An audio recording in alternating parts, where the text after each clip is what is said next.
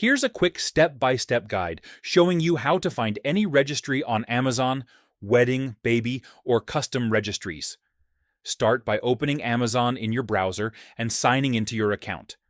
You can find registries without logging in, but being signed in helps with recommendations and shipping. At the top of the Amazon homepage, hover over Accounts and Lists. In the drop-down menu, look for Find a List or Registry and click it. This takes you directly to Amazon's Registry Search section.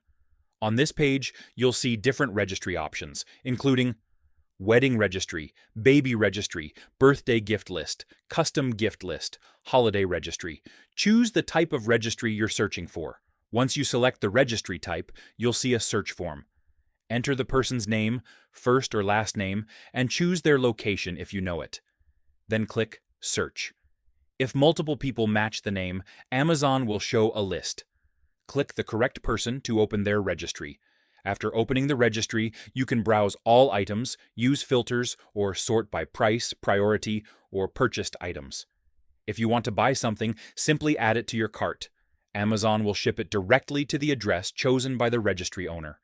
You can also follow or bookmark the registry to revisit it later.